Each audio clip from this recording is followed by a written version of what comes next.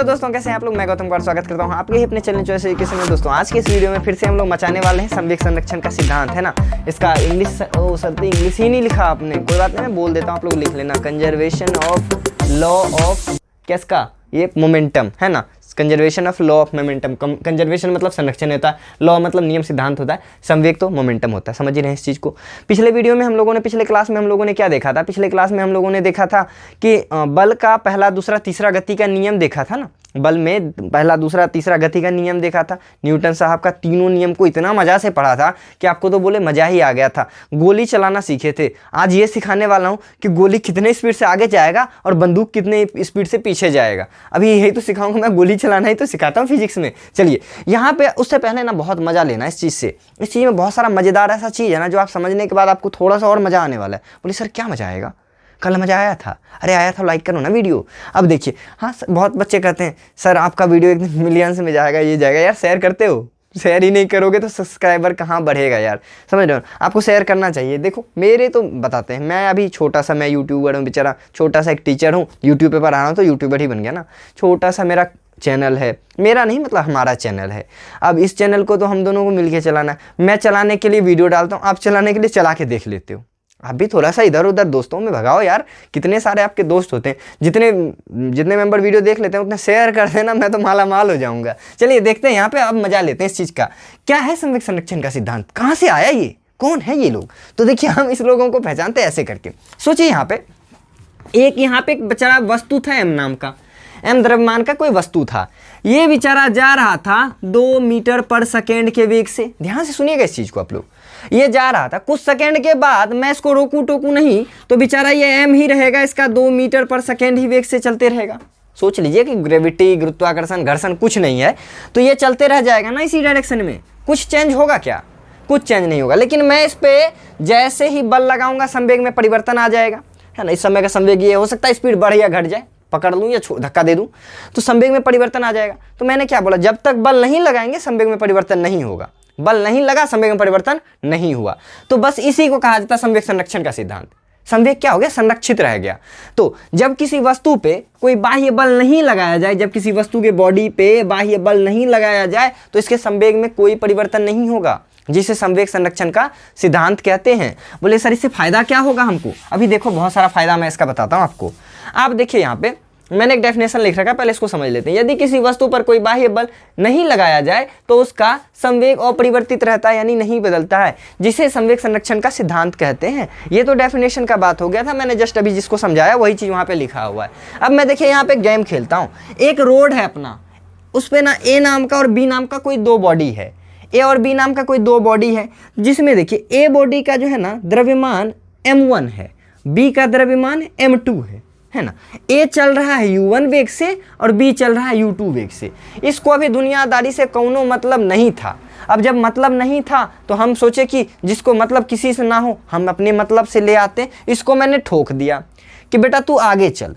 जैसे ही इसको हमने धक्का दिया, ये क्या हो गया, इससे टकरा गया सामने वाला। सोच लो कोई स्पीड से चल रहा है, इसको मैं धक्के दूंगा, आकर ठोक देगा उसको। तो इसको धक्का दे दिया। अब जैसे ही धक्का दिया फिर ये चलने लगा। धक्का देने वक्त तो थोड़ा सा रुकने जैसा सीन बन जाता है ना। अब ये क्या हो गया, जैसे आगे वाले को धक्का दिया तो ये क्या हो जाएगा, अगला अब चलने लगेगा। आप देखिएगा ये थोड़ा स्लो हो जाएगा, वो फास्ट चलने लगेगा। तो हो सकता है कि अगले बार जो है ये द्रव्यमान तो नहीं बदलेगा, इस बार वेग जो है ना इसका v1 हो गया। पहले u1 था, अब हो गया v1। अब ये जो m2 था, m2 का वेग u2 से v2 हो गया।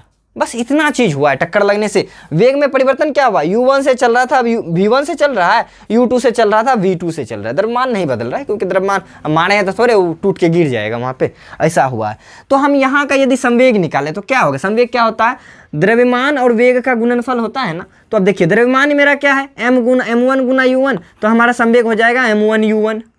2 बार मैंने mm लिख दिया, कोई बात नहीं, m1 u1। अच्छा यहाँ का देखिए तो यहाँ का होगा क्या, m2 u2। देखिए m2 गुना u2, ये हो गया हमारा संवेग यहाँ का, और ये हो गया संवेग यहाँ का।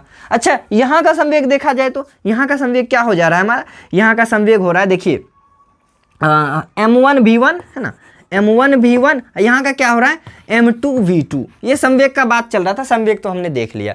परिवर्तन क्या हुआ, देखिए क्या से क्या हो गया, देखते देखते टक्कर मैंने लगाया, क्या से क्या हो गया, क्या हुआ सर जी, m1 v1 था, यहाँ पे देखिए M1U1 था, हो क्या गया M1V1। टक्कर के बाद इस वस्तु के बारे में यदि सोचा जाए, उस वस्तु का देखिए तो M2U2 था, टक्कर जैसे लगा ना M2V2 हो गया। तो परिवर्तन कैसे निकालते थे, बाद वाला माइनस पहले वाला, बाद वाला माइनस पहले वाला। तो चलिए ए गोला का परिवर्तन, गोला ए है ना, ये गोला ए है, पिंड ए है, तो पिंड ए का हम परिवर्तन निकालते हैं। डेल पी मतलब क्या होता है, मैंने पिछले क्लास में बताया था, नहीं देखा तो जाके देखो ना पहले उसे।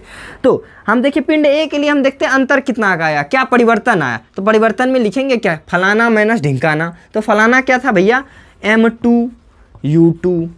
ओ परिवर्तन देखना है ना, तो परिवर्तन तो ऐसे देखेंगे ना कि यहाँ में माइनस या क्या परिवर्तन, इस पे क्या परिवर्तन आया, मैंने इसको वहाँ पे कैसे जोड़ दिया, इसमें क्या परिवर्तन आया। आप देखिए ये था क्या चीज़ M1U1, हो क्या गया M1V1 हो गया। तो यही लिखेंगे था ये, हो गया ये, तो ये माइनस ये, तो यानी M1V1 माइनस M1U1, ये संवेग में परिवर्तन आया। अच्छा इसका परिवर्तन कितना का आया, था ये, हो गया ये, तो ये माइनस ये कर देंगे, यानी M2V2 माइनस M2U2।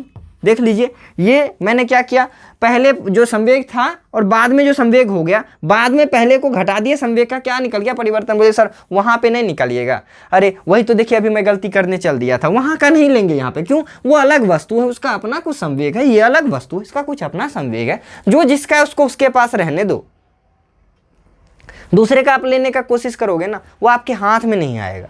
हकीकत बात है भाई साहब। अब देखते हैं यहाँ पे, अब देखिए परिवर्तन तो मैंने निकाल लिया, और पिछले क्लास में मैंने क्या बताया था, संवेग में जो परिवर्तन का दर होगा ना, वही तो होगा न्यूटन बाबा बल, वही ना होगा बल। तो यही तो न्यूटन बाबा ने बताया था। तो यहाँ पे मैं यदि इस बॉडी पे बल इसके कारण देखूं तो क्या हो जाएगा, संवेग में परिवर्तन, यानी ये माइनस ये बटा टी। तो देखिए हमको न्यूटन गति के दूसरे नियम से क्या पता है, हमको न्यूटन गति के दूसरे नियम से पता है कि संवेग में परिवर्तन का जो दर होगा ना वही बल होगा। तो हम इस बॉडी पे इसके कारण निकालते हैं। तो परिवर्तन तो हमको पता है, समय से भाग दे देंगे तो निकल जाएगा क्या। यहाँ पे शायद मुझे ये मिटाना पड़ जाएगा, ओहो मैंने गलती कर दिया ये लिख के। चलो ऊपर वाले को ही मिटा देते हैं, ऊपर वाले से ही शायद काम चल जाए, नहीं चलेगा तो नीचे वाले को भी मिटा लेंगे। चलिए कोई बात नहीं, मेरा मेहनत बढ़ गया थोड़ा सा। अब देखिए हम जानते हैं न्यूटन बाबा के है ना सेकेंड लॉज ऑफ मोशन, है ना, अकॉर्डिंग टू, ऐसे करके दे दी है ना, AC अकॉर्डिंग टू, ठीक है ना। According to second law of motion, यानी न्यूटन गति के दूसरा नियम के अनुसार क्या कह सकते हैं कि जो फोर्स होगा किस पर, A पर B के कारण, वो क्या हो जाएगा, संवेग में परिवर्तन की दर। तो संवेग में परिवर्तन आया क्या है A के लिए, देखिए तो ये देखिए ये आया है, यानी इसको हम लिख सकते हैं M1V1 माइनस M1U1 बट्टा में क्या हो जाएगा, T हो जाएगा। ये न्यूटन बाबा का दूसरा गति का नियम था, हम नहीं लिख रहे हैं, ये न्यूटन बाबा ने हमको आके बताया था, जो मैंने कल आपको बताया था पिछले क्लास में। चलिए अब ये देखिए, ये जो F है इस पे, इसका तो निकाल लिया, अब इस पे निकालते हैं उसके कारण, यानी force on B due to A यदि निकाला जाए तो ये क्या हो जाएगा, ये हो जाएगा परिवर्तन। देखो ना संवेग में परिवर्तन की बटा दर मतलब समय से भाग। तो परिवर्तन क्या आया है, परिवर्तन आया M2V2 माइनस M2U2 बटा में T। अच्छा जी, अच्छा दूसरा चीज़ तो मैंने ये भी पढ़ा था ना, अब मैं इसे भी मिटाने जा रहा हूँ, क्या करोगे भाई, टेंशन मत लो, ये मैं फिर से दोबारा बताने वाला हूँ।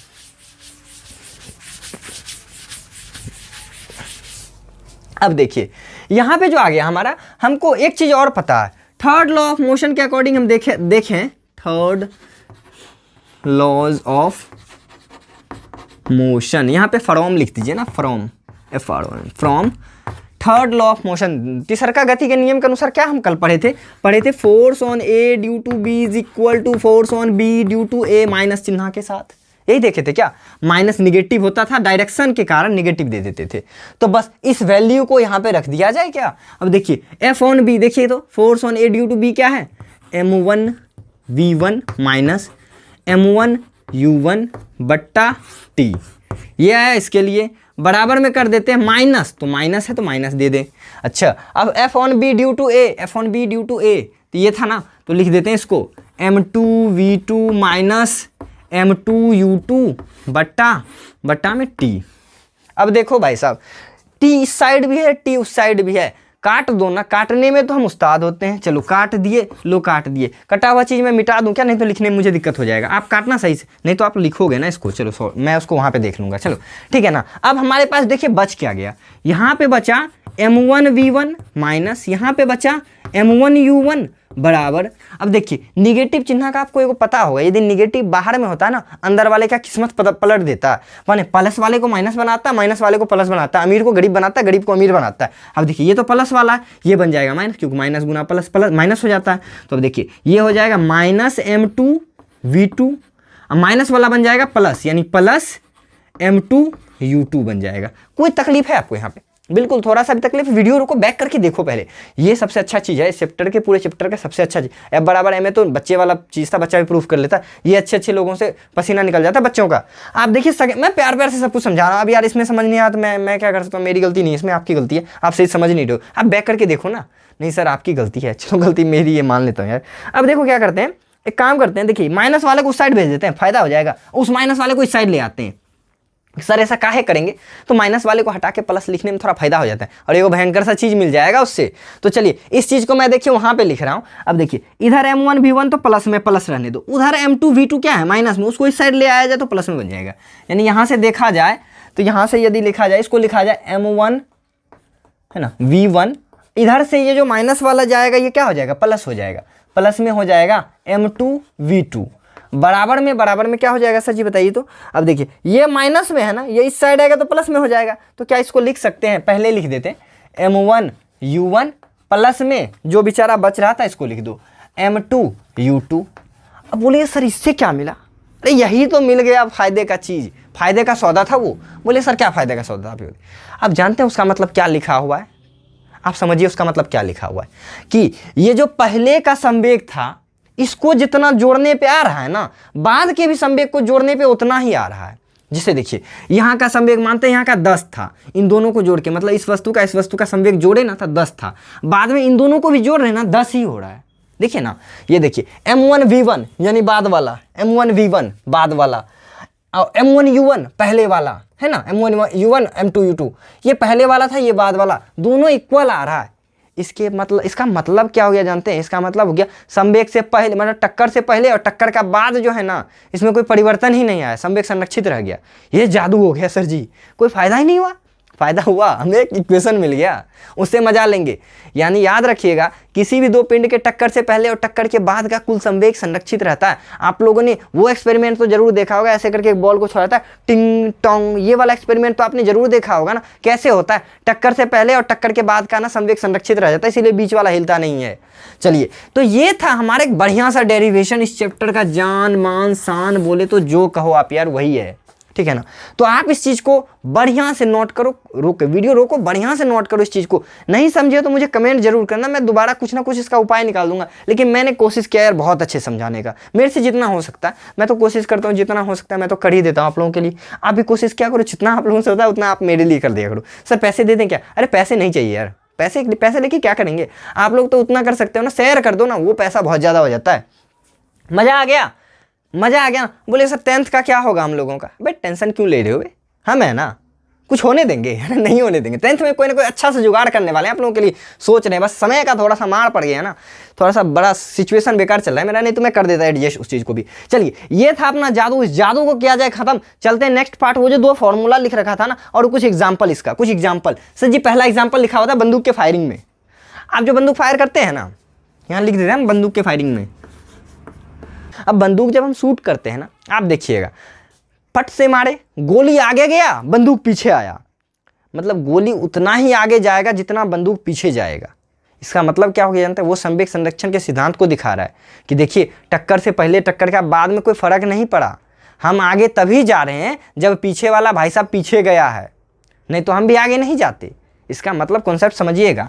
ये जो देखिए ये अपना छोटा सा पिद्दा सा गोली हो गया है ना, यहाँ पे कुछ ऐसा सा बना हुआ रहता है।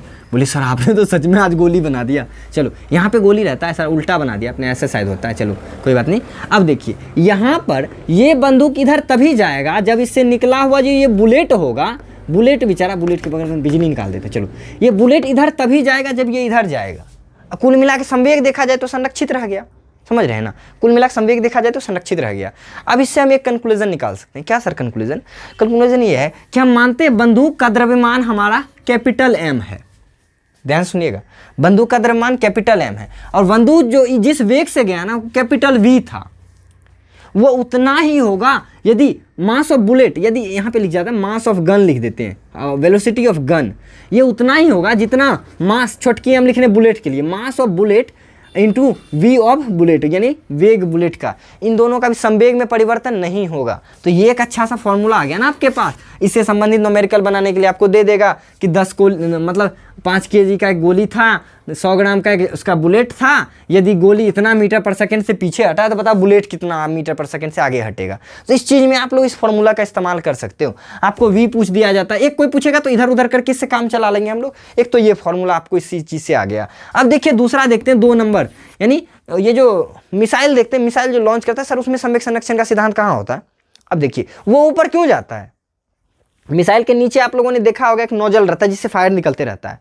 तो नोजल से जितना फायर निकलता है नीचे, जितना फायर नीचे निकलता है, संवेग में परिवर्तन हो रहा था वहां पे, संवेग में गड़बड़ हो गया, परिवर्तन हो गया, बल लगा दिए हम लोग, बारूद से ना आग लगा दी उसमें, जितना संवेग नीचे जा रहा था। अब इसको बैलेंस होने के लिए क्या करना पड़ेगा बेचारे को? अब मजबूरन इसको ना संवेग संरक्षण के सिद्धांत को फॉलो करवाने के लिए ये उतना ऊपर चला जाएगा, इसीलिए ऐसा हो जाता है ना। कैसे होता है ऐसा?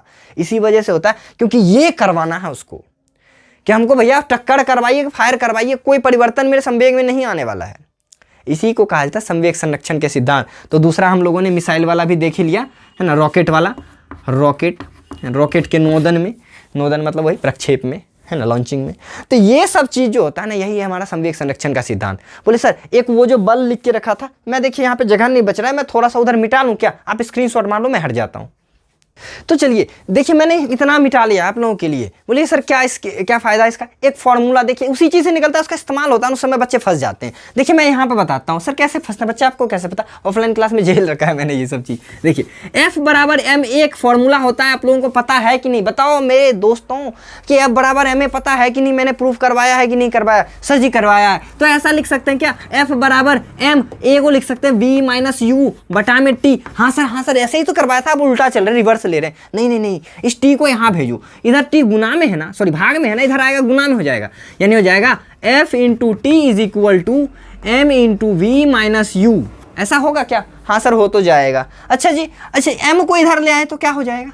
M को इधर लाएंगे तो हो जाएगा F by T upon M, क्या कि इधर गुना में इधर भाग में आ गया, बराबर V माइनस यू। ओ सर जी मजाक कर दिया आप तो, क्या से क्या हो गया? सर ये कुछ नहीं हुआ है, फायदा बच्चा अभी देखो इससे क्या मिलने वाला है। अब ये जो u आया इसको इधर कर दिया जाए तो क्या होगा? देखिए v बराबर इधर में वो जुट जाएगा, यानी एफ टी बटा में m प्लस में ये जो u माइनस वाला इधर आया ये u जुट जाएगा। इससे सर फायदा क्या हुआ? आपको कभी ना कभी एक क्वेश्चन दे देता है, क्वेश्चन दे क्या देता है कि बताइए वेग क्या होगा समय, ये मतलब बाद में परिवर्तन वाला वेग जब पूछेगा ना, मैं न्यूमेरिकल बनाने वक्त इसका आपको याद दिलवाऊंगा। बोले सर हाँ जी सर 3 लकीर वाला आपने बोला था याद रखने के लिए, ये इंपॉर्टेंट फॉर्मूला था। अब इस चैप्टर में ना जितना भी कुछ था मैंने कूट के आपको पढ़ा तो दिया है। अब जब तक न्यूमेरिकल नहीं बनाएंगे तब तक आप इस्तेमाल नहीं समझोगे इस चीज़ का। तो आप इस्तेमाल समझेंगे नेक्स्ट वीडियो में, न्यूमेरिकल वाला वीडियो मजा करेंगे एक बार में, बड़ा लंबा सा न्यूमेरिकल वाला वीडियो जाता है, आप लोगों ने तो देखा ही होगा। उस वीडियो में हम लोग मजा लेने वाले हैं। आप लोगों को एक चीज़ बताता हूँ मैं आप लोगों को, आप पूरा फिजिक्स पढ़ लीजिए। जब तक आप खुद से सारे न्यूमेरिकल को नहीं सॉल्व कर पा रहे हो, आप अभी पढ़ो या 11th 12th में पढ़ो या फ्यूचर में जहां भी पढ़ो, तब तक आप एक अच्छे लेवल के एग्जाम में एंट्री नहीं मार सकते हो बिना फिजिक्स के न्यूमेरिकल के। बोले सर इससे फायदा क्या होता है? फायदा यही होता है कि हमने इसको पढ़ा क्यों? इस्तेमाल करने के लिए ना, तो इस्तेमाल करना सीखेंगे। उसमें आप जान जाओगे ना कि एक बंदूक आ रहा है ना, कितना वेग से हटने वाला है, तो आप उतना जोर से फोर्स लगा के पकड़ोगे उसे, है ना। आप इसी में सीखो। बहुत सारा ट्रेन चलता है ना, कितने जोर से इंजन खींचता है, स्टेशन से कितना मिनट पहले ब्रेक मारना पड़ेगा। स्टेशन मास्टर बनने वाले उसका न्यूमेरिकल बना के आप लोग, तो ये सब मैं बनाऊंगा, आपको टेंशन मत लो, सब कुछ तो मैं कर रहा हूँ आपके लिए। तो ये सब चीज़ को बस आपको एक ही काम करना है, कॉपी पे अपना नोट्स बना लेना है कंप्लीट। बोलिए सर व्हाट्सएप बनाइए ना, हम नोट्स बना के भेज देते हैं।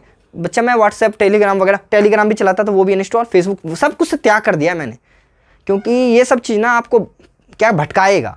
थोड़ा बहुत हाँ व्हाट्सएप का आप लोगों का यूज है, फैमिली से कनेक्ट रहने के लिए जरूरी होता है व्हाट्सएप, लेकिन मुझे ज़्यादा जरूरी नहीं पड़ता है। तो इन सब चीज़ों के लिए अब नेक्स्ट वीडियो में न्यूमेरिकल बनाएंगे।